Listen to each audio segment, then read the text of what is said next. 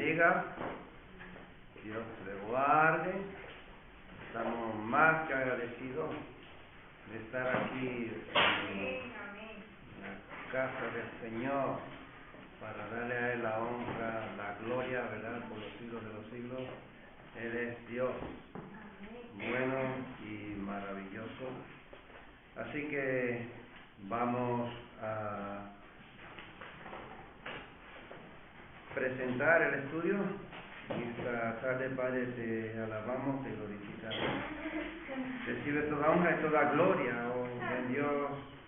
Te pedimos tu dirección, Padre, que tú seas abriendo nuestros corazones y que podemos tener nuestros oídos atentos a tu palabra y que podemos atesorarla, Señor, para crecer, para obedecer, para hacerte fiel a ti, para enseñarla también a otras personas y para hacer de bendiciones, Señor, a las personas necesitadas, sedientas de ti, Padre. Ayúdanos cada día a escudriñar tu Escritura y te pedimos, Señor, que tú obres en esta noche, que sea de bendición este estudio, que lo que nosotros no logramos entender, tu Espíritu Santo sea aclarándolo y perfeccionándolo en nuestra vida.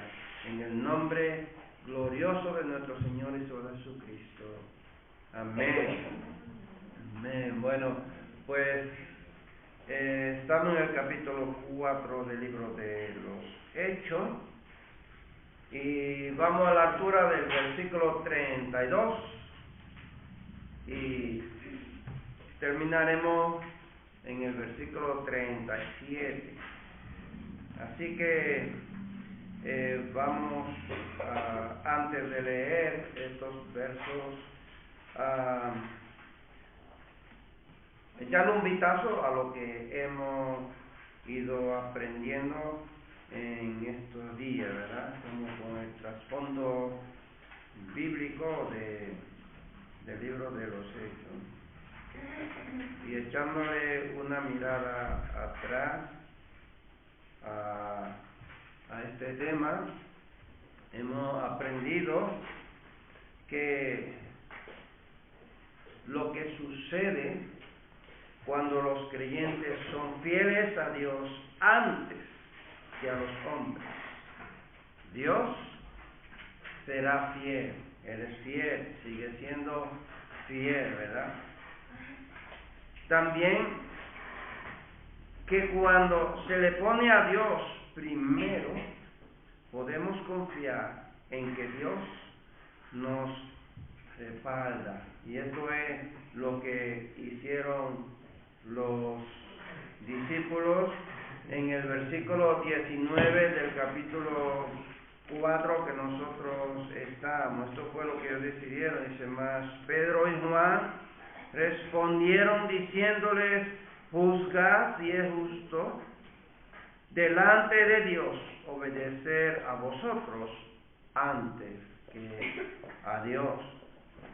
Entonces, primero está Dios, ¿verdad? Y tenemos que poner en primer lugar la obra maravillosa de nuestro Dios. Ahora sí, vamos a leer a partir del versículo 32 del libro de capítulo 4 de Hechos. Nos dice lo siguiente, dice: y la multitud de los que habían creído era de un corazón y un alma, y ninguno decía ser suyo propio nada de lo que poseía, sino que tenían todas las cosas en común. Y con gran poder los apóstoles daban testimonio de la resurrección del Señor Jesús, y abundante gracia era sobre todos ellos. Así que no había entre ellos ningún necesitado, porque todos los que poseían heredades o casas las vendían y traían el precio de lo vendido y lo ponían a los pies de los apóstoles, y se repartía a cada uno según su necesidad. Entonces José, a quien los apóstoles pusieron por sobrenombre Bernabé, que traducido es hijo de consolación, levita natural de Chipre. Como tenía una heredad, la vendió y trajo el precio y lo puso a los pies de los apóstoles. Amén. Pues vamos a ver lo que este texto bíblico nos enseña en esta noche. Y yo sé que lo que hemos leído, estos versos que hemos leído, están entrelazados con el capítulo 5, y yo sé que en la mente nuestra seguro está irnos allí directamente, ¿no?, a lo que sucedió en el capítulo 5, porque están enlazados, ¿cierto? Todos vendían. Vemos aquí que se unió alguien más llamado José, que le pusieron nombre de Bernabé, y luego sigue ahí la historia de un matrimonio que también se unió al grupo y quiso hacer lo mismo. Pero no nos vamos a ir al capítulo 5 hoy. Nos vamos a quedar aquí con esta nueva incorporación, ¿no?, de José o Bernabé. El contexto histórico que nosotros encontramos aquí, al leer estos versos, nosotros podemos apreciar una necesidad. ¿Cuál era esa necesidad que había aquí? Cuando nosotros hemos leído, hemos visto un contexto histórico. ¿Cuál era esa necesidad? ¿Alguien rapidito de aquí? ¿Qué observaron ahí? Hemos visto que eran todos de un corazón y un alma. ¿Y qué hacían ellos? Eran como una familia, o sea. Sí, pero aparte de ser una familia, ellos hacían algo. ¿Qué hicieron ellos? Todos lo compartían los unos a los otros. Lo que era de uno era del otro. Es como una familia, ¿no? Si todos estamos en casa, pues todos colaboramos. Bueno, compartían todo. ¿Y qué nos lleva a eso? Al compartimiento. ¿Por qué se comparte? ¿Por qué se comparte? ¿A qué nos lleva a nosotros el contexto de este texto? ¿A qué nos lleva? A ver, Ada. Sí, ellos compartían porque había una realidad. Bueno, lo dice, pobreza. Una realidad de pobreza. Una realidad económica, lo vemos, una situación, entonces por eso compartían. Si todos estaban bien, no tenían que compartir. No sé. Había necesidad económica, ¿verdad?, entre ellos. Ahí vemos en esa foto, vemos qué hay aquí. Había pobreza entre los primeros cristianos. Había pobreza. Al analizar la vida de Pedro, ¿qué nosotros vimos en Pedro? ¿Quién era Pedro? Un hombre que se iba todos los días a pescar para mantener a su familia, ¿o no? Claro que sí. Tenía su esposa y tenía a la suegra también en la casa. Tenía que mantenerlos a ellos, ¿o no? Claro que sí, que lo encontramos en la Biblia. Él vivía de la pesca al día a día. Eso quiere decir que el líder de ellos era pobre, ¿o no? Claro que sí. Y cuando hemos visto también la sanidad del cojo, ¿qué le dice Pedro y Juan? No tenemos plata, no tenemos oro, no tenemos nada. Nosotros lo que tenemos te vamos a dar. ¿Qué fue lo que le dieron? Sanidad. Le presentaron a Jesús, ¿cierto? O sea que cuando nosotros estamos leyendo aquí las escrituras, nosotros estamos viendo personas pobres, No estamos viendo personas que tenían posesiones, no. Eran personas pobres que vivían el día a día. Entonces, nos vamos a enfocar en esa necesidad, pero luego vamos a ver también que habían otras necesidades. Entonces, la situación económica en Jerusalén estaba muy deteriorada debido a las constantes hambrunas, la escasez de alimentos y los frecuentes disturbios en que se enfrentaban. Recuerden que en aquella época había muchos enemigos, se disputaba mucho el poder, ¿cierto? La gente se disputaba mucho por el poder, pues había guerra, había conflictos entre otras naciones, y hoy día nosotros disfrutamos de más tranquilidad, pero en aquellos tiempos eran tiempos más difíciles, y todo eso, bueno, hemos visto que solamente con 2 países que están en guerra ha afectado el mundo entero, ¿o no? Entonces, habría que vivirlo, por ejemplo, el país este que está siendo más afectado por la guerra, Ucrania, tendríamos nosotros que estar allí para saber la crisis que hay en ese país, ¿no? La situación económica en la que ellos están viviendo. Pues me imagino que los cristianos en ese tiempo pues estaban pasando también momentos difíciles. Entonces, sí, a ver qué yo digo que al leerlo ahora bien también, cuando se refiere que tenían un corazón y un alma, ¿no? Y que ninguno decía ser suyo, humilde, porque puede ser pobre y puede ser egoísta también, ¿sabes? Que lo suyo es suyo y lo tuyo es tuyo. Entonces aquí está recalcando la palabra eso, que tienen un corazón y un alma, y que dicen que nada de lo que ninguno decía ser suyo de lo que era propio de ahí, o sea que todos compartían porque no eran egoístas, eran humildes, eran pobres de corazón y alma. Así es. Entonces, otra cosa que debemos de recordar es que Roma era la potencia que gobernaba en Jerusalén. Y Roma, ¿qué representaba? En la visión de Daniel, ¿qué representaba Roma? El hierro. O sea que Roma gobernaba ¿con qué? Con mano dura, con mano de hierro, ¿no?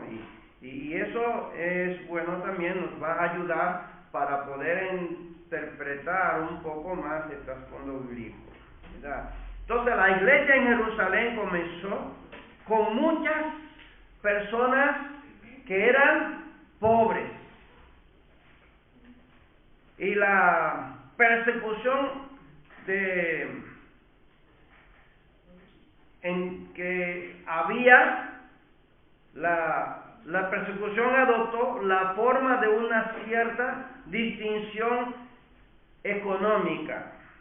Es posible que los cristianos no tuvieran acceso al sistema judío de beneficencia que atendía a personas necesitadas, como las viudas. Tenían sus recursos para ellas, recuerdan, ¿no? Eso era por ley, tenían que darle el sustento, y me imagino que había muchas personas tan necesitadas, mucho más que una viuda también en aquellos tiempos, y tenían que ser suplida, ¿no? Por alguien.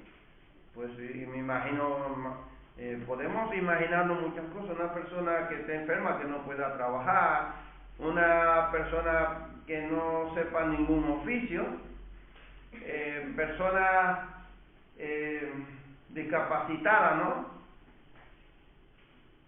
Y así sucesivamente. Pues imaginémonos que si una viuda era joven y podía trabajar, tenía más posibilidades de sobrevivir que una persona enferma, ¿o no? Entonces, a esto me quiero referir, pues, habían ciertas necesidades, ¿no? Y la pobreza, cuando alcanza a las personas, sobreviven ¿quiénes? Los que tienen más posibilidad. Por ejemplo, las personas que tenían mucho terreno, que tenían mucho ganado, que tenían posiciones, pues tenían más posibilidad de sobrevivir en la crisis, tiempo que no llovía, la guerra y todas esas cosas que afectaban, pues siempre los pobres sufren más. Vamos a ver qué es lo que está pasando aquí. ¿Qué está pasando?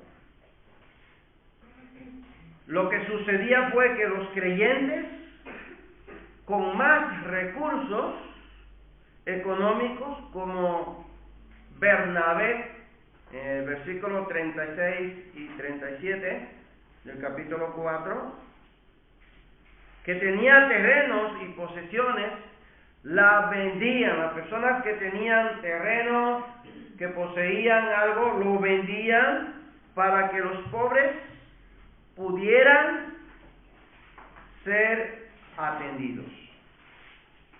Y esto era bueno, ¿cierto? ¿Qué más podemos ver? Lo podemos volver a leer si quieren, este verso yo creo que ya lo hemos leído, se le ha quedado, ¿no? Que estas personas, habían personas que vendían todo lo que tenían y compartían, por eso dice que eran de un corazón y un alma. Y tener todo en común no era comunismo, era en realidad que en la iglesia primitiva, según seguían existiendo las propiedades privadas, según Hechos, capítulo 12, versículo 12, se menciona aquí la casa de María, la madre de Juan Marcos. O sea que no eran que ellos vendían todo y se quedaban absolutamente sin nada, sino lo que tenían posesiones distintas. Me imagino que tenían terreno o tenían varias casas, vendían, pero ellos no se quedaban en la calle, vamos a decir, no se quedaban a pedir, sino que ellos tenían unanimidad. Cuando aquí el texto bíblico nos dice que ellos tenían un alma y un corazón, es que el Espíritu Santo le llenó a ellos de poder. ¿Para qué?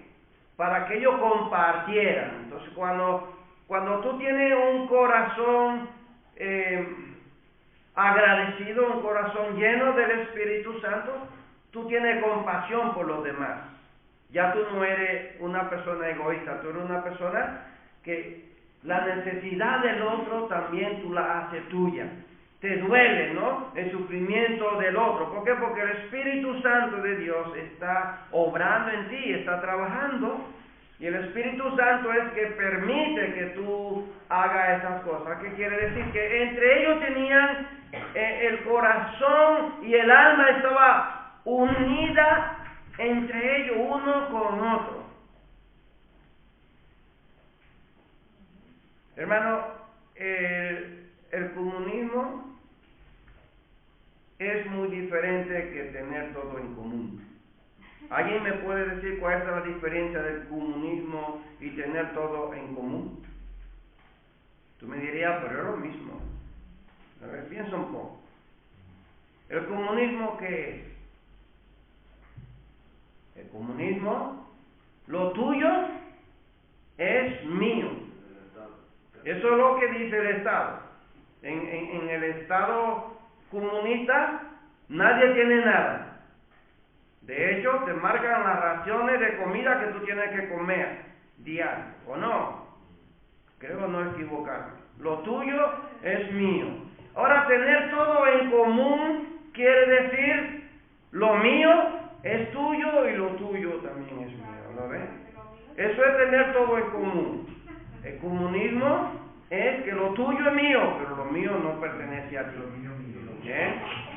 Eso es comunismo. Entonces, tener todo en común es que lo de ustedes es mío, pero lo mío también es de ustedes. Esto era lo que sucedía con ellos. Tenían todo en común. Entonces, ¿qué principios encontramos en esta sesión que podamos nosotros imitar? ¿Qué ven ustedes aquí? Importante que nosotros podamos imitar. Yo veo que los recursos de la iglesia hoy debería ser, ¿no? Porque no en todos los casos, los recursos de una iglesia de Cristo debería ser para las necesidades de la iglesia. No solamente con muchas iglesias que el pastor vive requete bien y los miembros viven mal, que no pueden pagar ni una factura. Entonces, si fueran por el principio bíblico de todo en común, el pastor tenía que ser el primero vivir igual que las demás personas. O sea, no sé, o sea, hay muchos pastores que son dioses. Entonces, vete a ver los miembros de la iglesia como viven, que no estrenan, que no... Eso, entonces yo creo que el principio es que si hay todo en común, todos somos iguales, hay una supremacía. Y la iglesia, las ofrendas, los diezmos, están al servicio de la misma iglesia, para comprar libros, para capacitar, para las actividades. Porque tenían todo en común, para las viudas, los necesitados, los indigentes. Leímos, pero no pudimos poner que había gente que venía de otros países a morirse a Jerusalén, porque ya donde estaban no podían estar, no podían trabajar, y esas personas necesitaban un cuidado, y esas eran las personas que los apóstoles cuidaban. Hoy en día, como iglesia, el llamado es con los recursos que los hermanos dan de su pobreza, porque muchas veces ofrendamos de nuestra pobreza, pero no nos sobra, debe ser para la iglesia. Así es.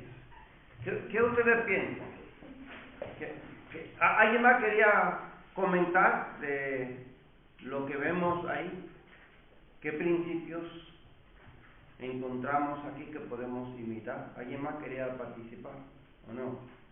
Dámele a Jacob. Y vayan pensando, ¿qué ustedes piensan? ¿Esto continuó toda la vida o esto tuvo un límite? Esa comunión que había entre ellos, que vendían las posesiones para suplir las necesidades unos a otros, ¿esto continuó todo el transcurso o tuvo su fin? A ver, Jacob, lo que tú tenías en mente antes. Ya empecé a borrar. No, es que veo algo de imitar leyendo el libro de los Hechos, y es humildad entre los hermanos, y eso es lo que tenemos que tener hoy. La otra cosa es que veo que eran personas pobremente, o sea, eran pobres materialmente, pero eran ricos en Dios. Y yo creo que eso es lo que tenemos que tener hoy, riqueza en Dios, porque eso es lo que vamos a heredar en vida eterna, ¿no? Somos ricos en Dios. Pero la otra parte es lo que decía, si eso siguió. Yo creo que en ese momento era necesario por la hambruna, ¿no? La necesidad que había dentro de la congregación, pero yo creo que ya después, cuando empezó la persecución de los cristianos y todo esto, no pudieron seguir teniendo todo en común, porque ya comenzaron a ser perseguidos y tenían que salir y vivir pues como Dios le guiara. Muy bien. ¿Alguien más? Bueno, exactamente. Ellos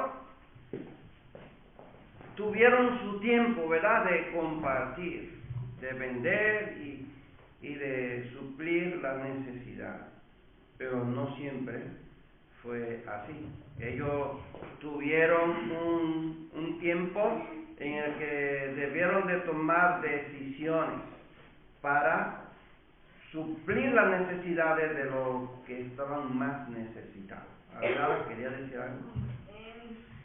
Más no recuerdo, más adelante en el libro de los Hechos, sabemos que Hechos son muchos años, y había mujeres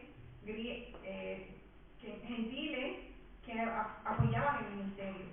Ahora no tengo exactamente, pero sé que lo he leído. O sea, los ministerios siempre van a necesitar apoyo. Más adelante se van regulando. Recuerdo que Pablo le dice a las viudas jóvenes que trabajan. Sí, no, Pablo empieza como diciendo, yo trabajo, porque Pablo hacía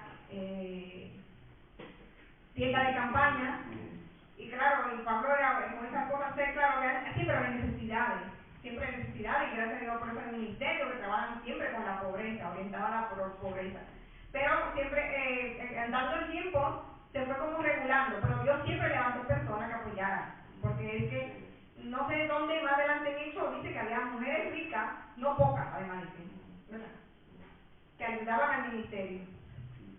Así es. Bueno, vamos a ver el texto bíblico.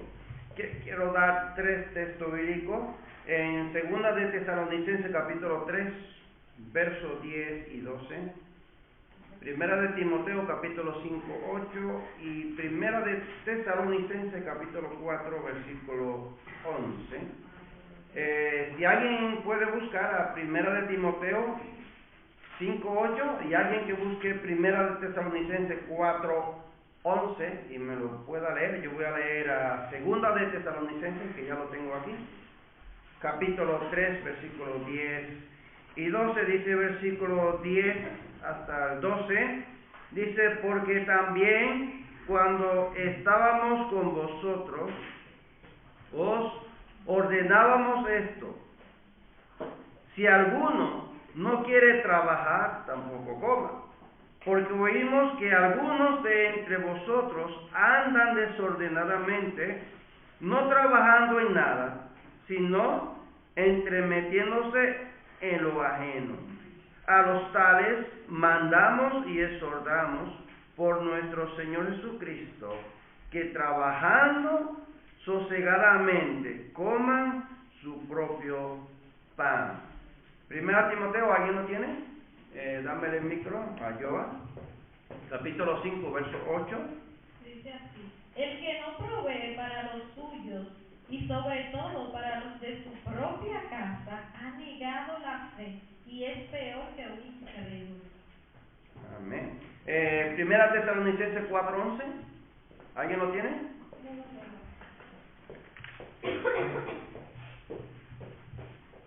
Dice, y que procuréis tener tranquilidad y ocuparos en vuestros negocios, y trabajar con vuestras manos de la manera que os hemos mandado. ¿Han visto? Estos textos bíblicos nos enseñan a que organizaron el tema, ¿cierto? Ya no había necesidad de estar vendiendo, porque yo siempre digo, el ser humano nos acostumbramos a lo bueno. Siempre nos acostumbramos a lo más cómodo y es muy bueno pues ir siempre a donde me están dando, ¿cierto? Pero ellos organizaron. Bueno, y nosotros en ello vamos a verlo más adelante, que escogieron diáconos que eran de buen testimonio para que se encargaran de las necesidades de las personas más necesitadas, como los huérfanos y las viudas, que en verdad eran viudas. Así lo dice, la viuda que en verdad son viudas. Eso quiere decir que no podían trabajar, o eran muy mayores, luego lo vamos a analizar. Pero ellos se organizaron. A lo primero empezaron así supliendo las necesidades, pero luego se hizo necesario organizarse para suplir las necesidades. Y ahora cuando empezaron a tener local donde reunirse, donde hacer culto, estaban entonces ya mucho más organizados. Luego lo vamos a ir viendo más adelante. ¿Por qué he querido aclarar? Porque muchas veces cuando leemos el texto bíblico, lo primero que decimos, ¿y por qué no hacemos también lo mismo? ¿No? Hay mucha gente que que desearían vivir bajo un árbol porque quisieran, eso está muy bien, querer dar todo lo que tenga y quedarse sin nada, pero eso no es lo que nos enseña el texto bíblico. Ellos vendían porque tenían más cosas, ellos no se quedaban en la calle totalmente, o sea, no encontramos que Pedro haya vendido su casa, no se iba a quedar en la calle, no, ellos vendían de las posesiones que tenían. También la cultura judía era el sistema mosaico que se encargaba de los más deprimidos económicamente. O sea, la misma ley hablaba de cómo tratar a la viuda, ¿no? Eso estaba organizado por la ley, ¿no? Pero ahora era huérfano, no, ahora vino la nueva normalidad y se supone que teníamos a Jesús y ahora no es la ley, o sea, ahora la ley está en nuestro corazón y si yo tengo que ayudar a la viuda y aún es así, si yo recuerdo una vez que estábamos en República Dominicana y una chica tenía una pierna mala y nosotros íbamos y limpiábamos la casa, o sea, si todavía hay una necesidad, no tiene que venir el Estado a ayudar a esa persona, porque lo que hay en última instancia es que ellos están mostrando que lo que la ley no pudo cubrir a la verdadera viuda, a los cojos que se ponían en la puerta, el evangelio tenía un recurso para ellos. Muchos cojos no fueron sanados, como el cojo de Hechos 3, pero seguramente ellos fueron y le lavaron la ropa. Es lo que hace la iglesia. Bueno, la iglesia que yo he estado, eso hace, ¿no? Entonces, lo que el grupo de la iglesia primitiva quiere mostrar es que tienen todo en común, y lo que dice el pastor también, todo en común significa de que ahora nosotros no somos como los sacerdotes y el sistema mosaico, sino que esto nuevo es una empatía real, o sea, no tenemos que esperar que el sacerdote vaya y vea y examine, no, yo te doy, porque de lo que yo tengo gratis, yo te doy. Y es lo que empezó en Hechos, ese nuevo movimiento de esos primeros cristianos, y luego Pablo lo regula, la Biblia es joven de trabajo, y Pablo empieza a regularlo porque es lo que dice el pastor. Sí, quería añadir, quería añadir en esta parte de ayudar, y es que cuando un hermano, pues, bueno, empezando es que vemos que la cosa está diferente a lo que era antes, ¿no? Ahora pues hay una sanidad, el Estado cobra unos impuestos al pueblo o a cada uno de nosotros para colaborar con la persona necesitada. Pero aparte de eso es la necesidad de muchos hermanos, como decía Ada, de que hay personas enfermas que necesitan que vayan a limpiar el hogar o que vayan a cocinarle o a darle un paseo, no, pues son muchas las cosas de que una persona requiere. Pero es que me llama la atención y me da tristeza de que yo me he congregado en iglesias donde hay personas que piden prestado a un hermano y el hermano lo que hace es que tiene dinero y dice yo tengo, pero yo lo arriendo, ¿no? Pero cobro una interés por ese dinero.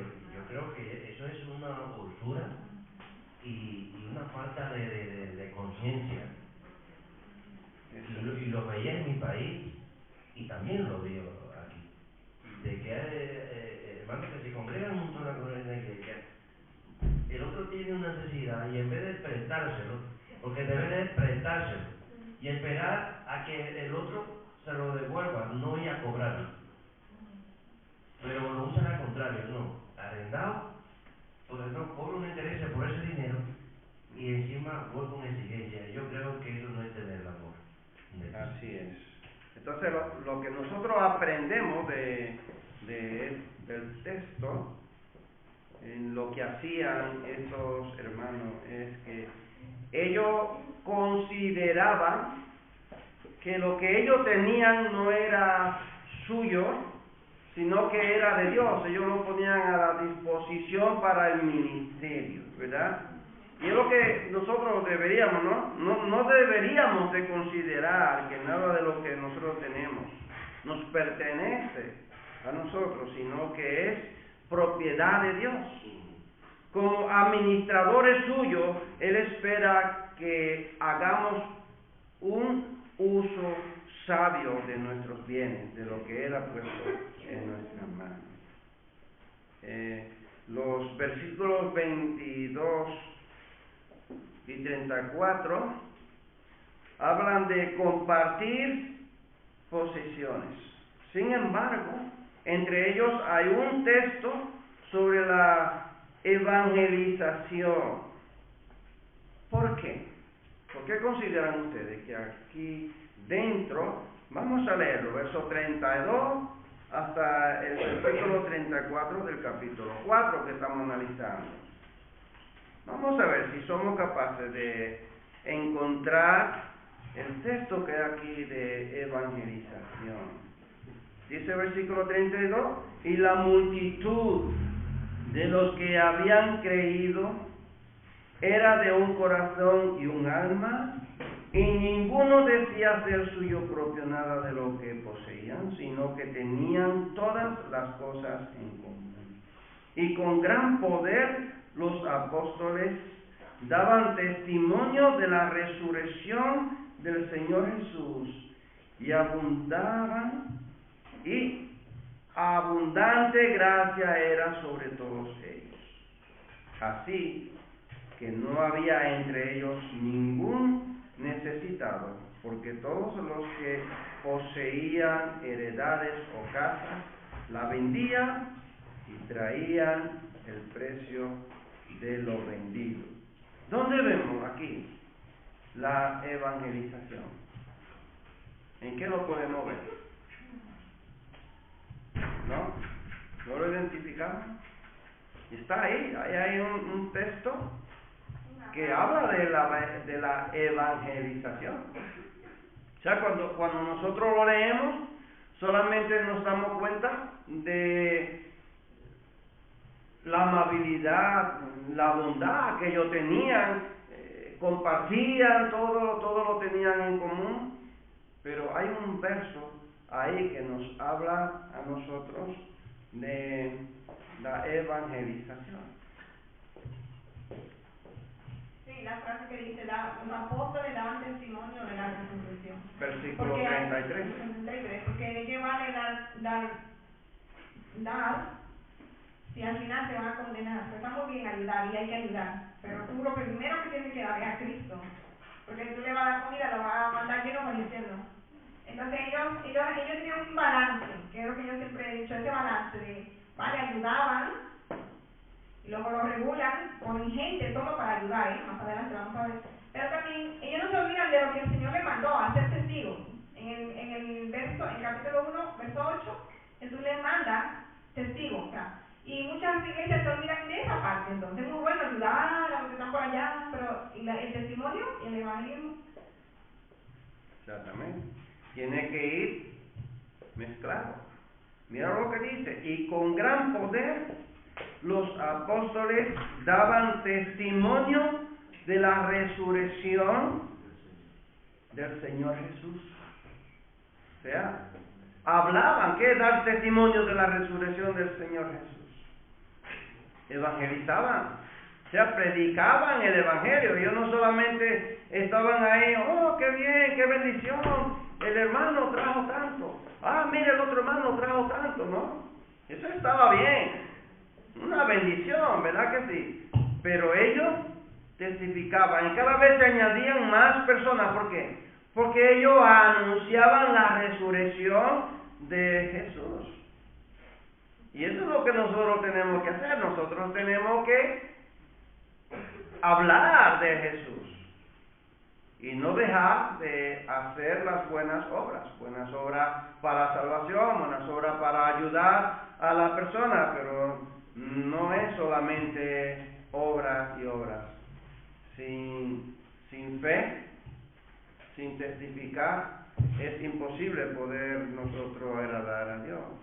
Testificar de la obra de Cristo es la misión del creyente. Esa es nuestra misión, ¿cierto? Los apóstoles y los discípulos de los apóstoles y de Jesús, ellos no dejaron de hacerlo. Ellos siguieron. haciendo ambas cosas.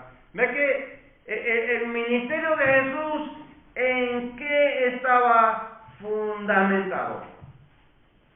¿En qué estaba?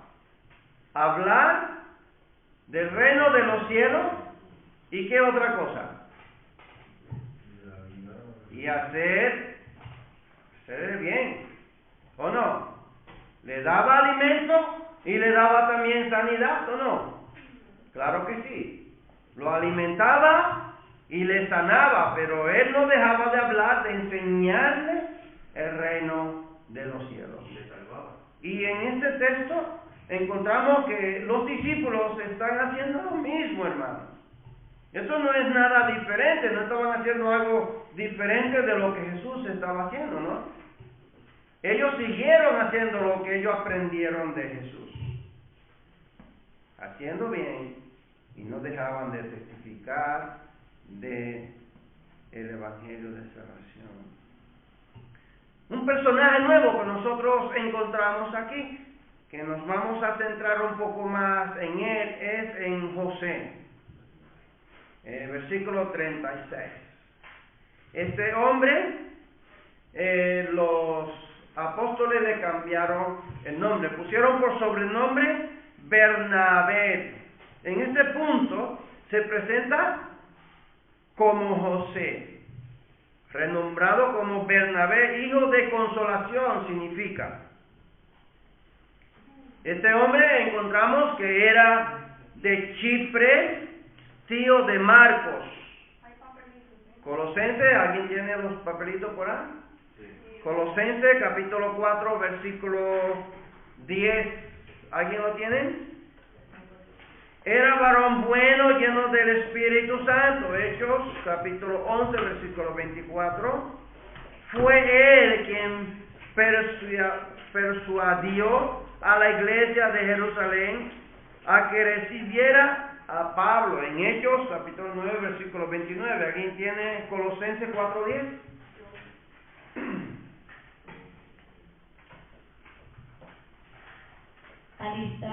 Aristarco, mi compañero de cárcel, os manda saludos, como también Marcos, el primo de Bernabé. En cuanto a Marcos, vosotros ya habéis recibido instrucciones. Si vais a visitarlos, recibidle bien. Amén. Hechos 11:24. ¿Alguien lo tiene? Hechos. ¿No? Dice, porque era varón bueno y lleno del Espíritu Santo y de fe. Y una gran multitud fue agregada al Señor. ¿Sigue?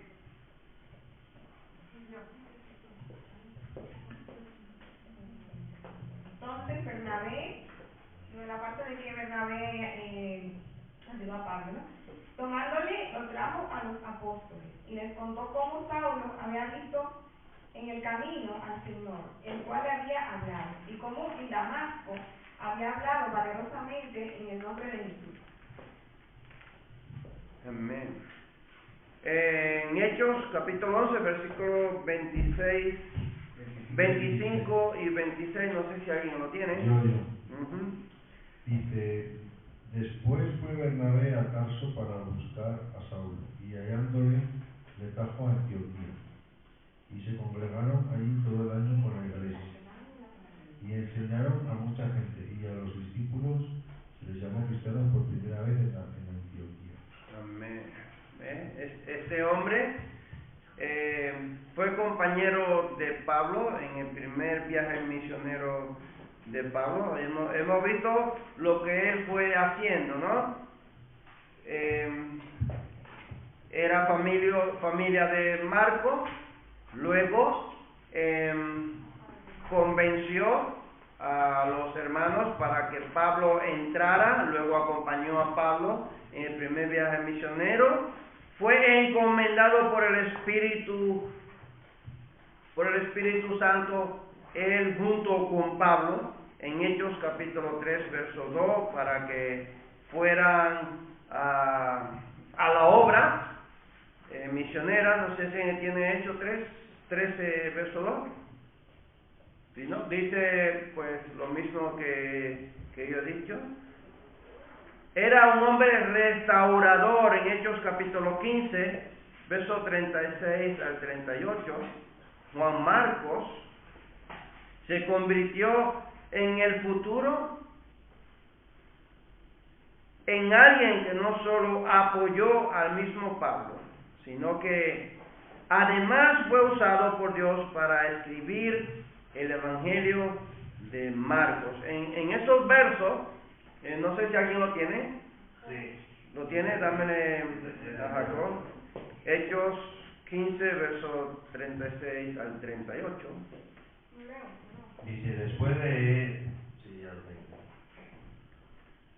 de un tiempo, Pablo le dijo a Bernabé, volvamos a visitar a cada una de las ciudades donde ya antes predicamos la palabra del Señor, para ver cómo andan los nuevos creyentes.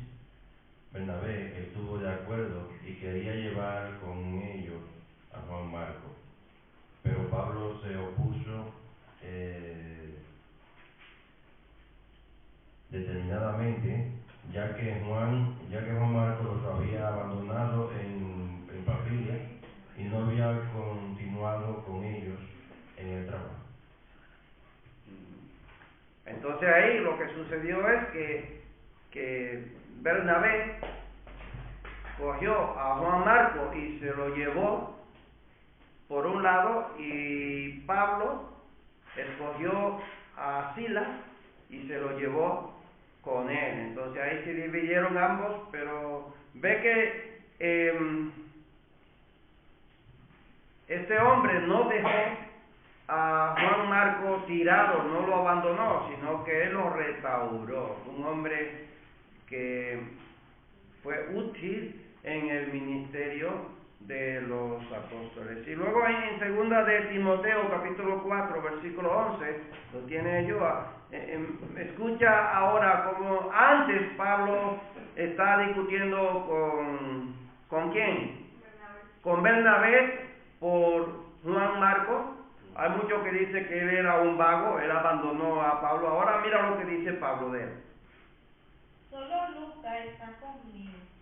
Recoge a Marcos y tráelo contigo, porque me es de ayuda en mi ministerio.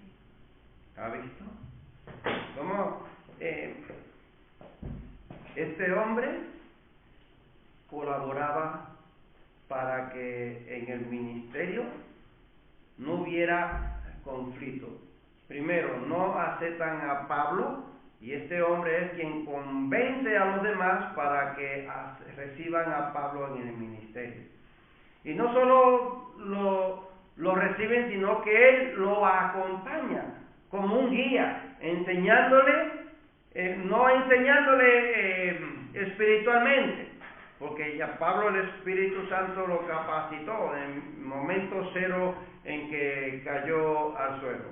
Fue lleno, ¿no?, de sabiduría, sino guiándole en los lugares donde debían de ir a predicar.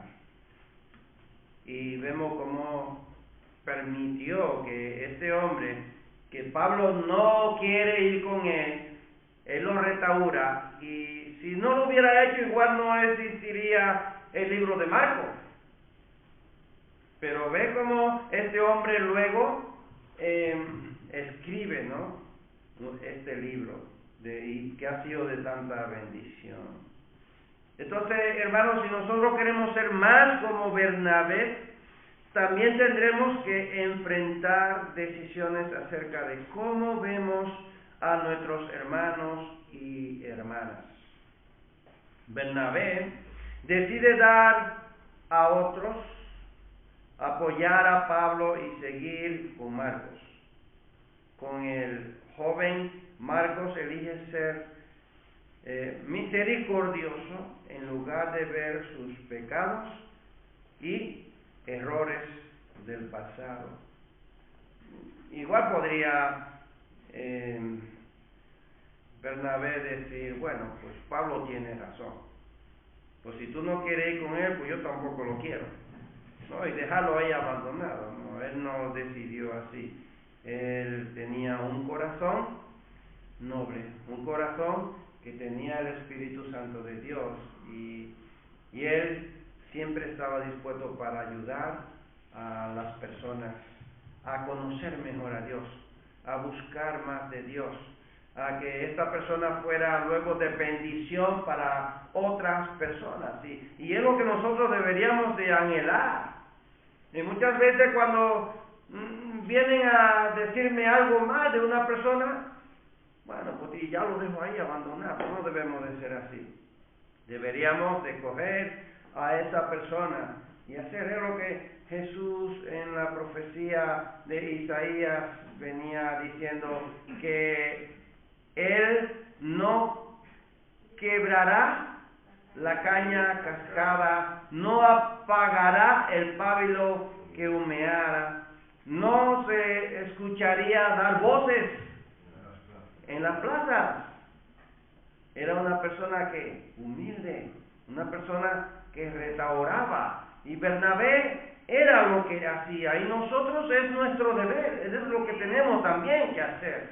¿Por qué? Porque nuestro Señor Jesucristo fue lo que vino a hacer.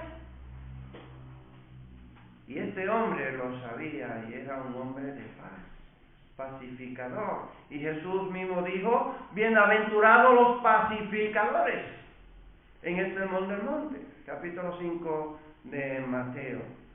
Nosotros deberemos imitar. ¿Qué podemos imitar nosotros, aparte de lo que ya yo he dicho? ¿Qué más podemos imitar nosotros? A ver, Ada. Me ha confrontado mucho, porque seguro que en mi vida ha habido mucho Bernabé, que cuando yo he fallado, muchos que hemos fallado, que nos dan esa segunda oportunidad. O sea, darle una segunda oportunidad al inexperto, porque en realidad yo pienso que Juan Marcos, lo que era inexperto, cuando ellos iban juntos, pues lo apedreaban, le pegaban, él se asustó como joven. Y qué bueno que seamos así. O sea, también que hay gente que tiene que ser como Pablo. No. Porque bueno, también así Bernabé se avergonzó, seguro, y dijo, mira, yo voy a cambiar. Pero qué bueno ser de consolación, hijos de consolación. Y le doy muchas gracias al Señor por los Bernabé que ha puesto en mi vida, que me han dado segunda oportunidades. Y sobre todo el más grande restaurador, que es Jesús. Y de verdad que me confronta, porque a veces yo soy más Pablo. Yo lo reconozco. Tú obraste mal, te quité. Pero debemos ser como Bernabé. En realidad me ha hablado mucho al corazón, y le doy gracias al Señor por esta palabra. A ver, David. Yo voy a poner la de Pablo. No, pero en cierto modo sí que entiendo a Pablo, porque le dijo que no por la situación en la que iba. No creo que lo dejara tirado, porque si no, también le hubiese dicho a Bernabé que no, que lo lanzara al río, ¿no? Retirar. Sino que a donde él iba, como él iba, no podía llevar a alguien con el que no podía tener confianza, ¿no? Como, no sé, alguien que tú quieras poner de pastor y te falle. Tú no lo vas a echar de la iglesia. O sea, que Bernabé puede ser, yo sé, Alberto, pero no lo vas a echar tú. En ese momento yo creo que será como Pablo, que va a decir, no, aquí no. Hace falta el ministerio de nada. Te coja a otro, te evangelice, te discipule, y cuando estés preparado viene. ¿Qué es lo que pasa? Que cuando ya estuvo preparado, Pablo lo llamó. Pero yo creo que por las circunstancias, que a veces parece como que Pablo le dio la espalda. Y yo no creo, viendo a Pablo, y conociendo a Pablo, no creo que sea así. Miedo a que volviera otra vez a fallar, ¿no? Sí, porque aparte que él sabía, Pablo se enfrentaba todo el rato con todo el mundo, o sea, él está siempre en peligro, y él lo dejaba solo. O sea, y para estar solo, o tenía que preocuparse de alguien que no va a estar. Así ¿Qué es? Así. Dámele a Jacob. Sí que estoy ahí en término medio, pero voy a acorde con Ada y con David.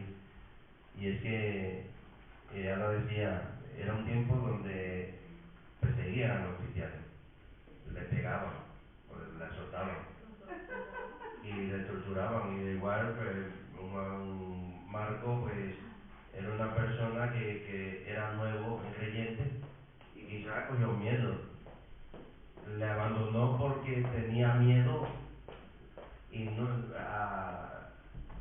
enfrentó el problema. Ya Pablo era un hombre que ya venía, era un gallo de pelea, porque ya Pablo venía ya Dios le rescató, pero ya venía con mucha experiencia, porque Pablo era uno de los fariseos aquellos a los pies de Gamaliel, que ya venía con mucha experiencia de esto, de pelea y de todo.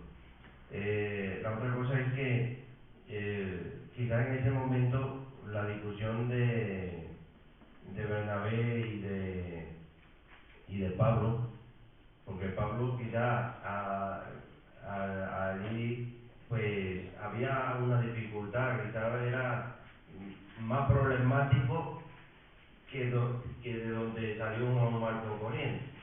Y ya Pablo dice, bueno, yo no te voy a llevar porque allí va a haber más problemas que el problema donde tú me abandonaste. Y quizás entonces allí este hermano José, que era Bernabé, pues tuvo misericordia, le dijo, no, vamos a ayudarle, pero que no podemos dejarlo tirado, ¿no? La decisión de Bernabé fue pues salir con él a Chipre y dejar a Pablo, pero no lo abandonó.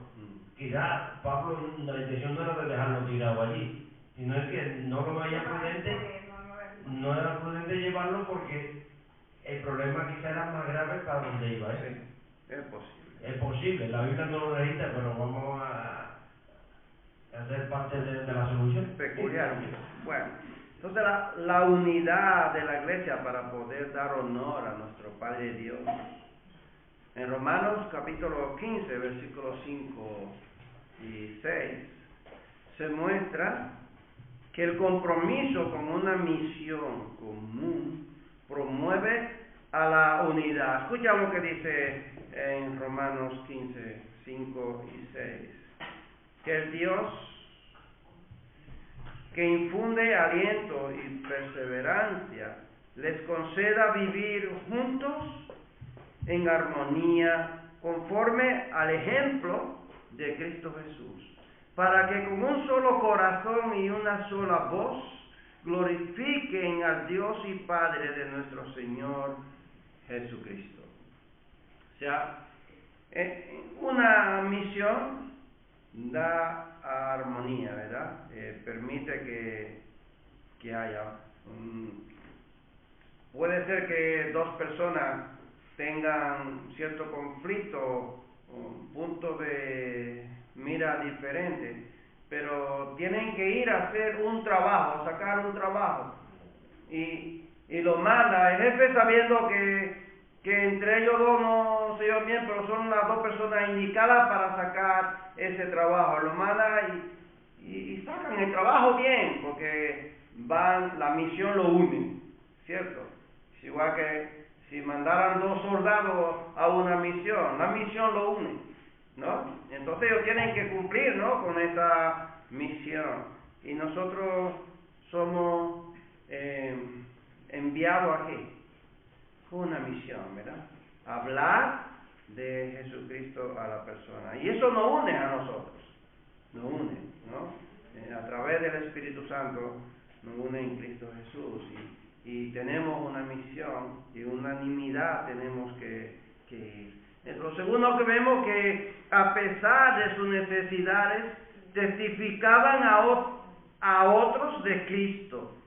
Ganar almas para Jesucristo es una de las más grandes ocupaciones en el mundo de hoy. Según Proverbios capítulo 11 versículo 30, ¿alguien lo tiene? Proverbio 11, no, ¿lo tienen? Sí.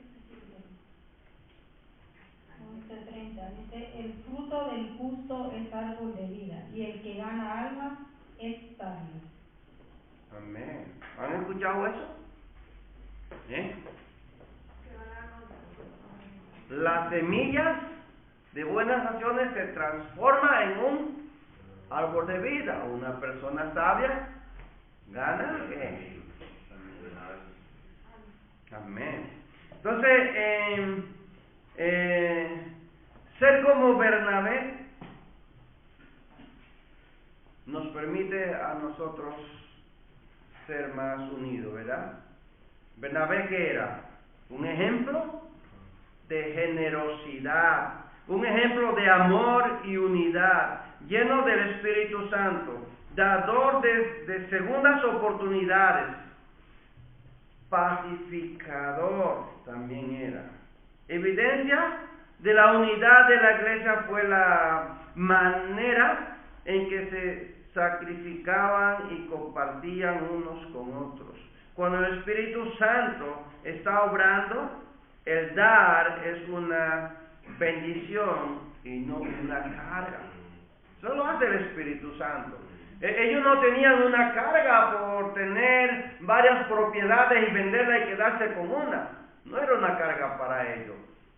Ellos entendían que lo que ellos tenían no era suyo, sino que pertenecía a Dios. Y concluimos diciendo que decidamos ser la versión del siglo XXI de estos hombres y mujeres de Dios. O sea, que en este siglo nosotros podamos ser esas personas de ejemplo, ¿verdad? Para los hombres y mujeres que necesitan conocer a Dios. No dejemos personas tiradas, hermanos, ni desamparadas. Nosotros estamos llamados para apoyarnos los unos a los otros, compartir nuestras necesidades y animarnos los unos a los otros para poder combatir las aflicciones de este mundo. En la Biblia hay muchos textos bíblicos que nos mandan a nosotros a apoyarnos los unos a los otros. Si tú quieres, puedes buscar todos esos versos que hay en la Biblia que nos mandan a la unidad, a estimularnos al amor los unos a los otros. Si tú pones textos bíblicos de los unos a los otros, te van a salir un montón de listados en el Nuevo Testamento que nos mandan las Escrituras a que nosotros debemos de amarnos los unos a los otros, apoyarnos los unos a los otros, estimularnos al amor los unos a los otros. Muchos versos que tú verás a qué nosotros somos llamados. Que Dios te bendiga. Que Dios te bendiga.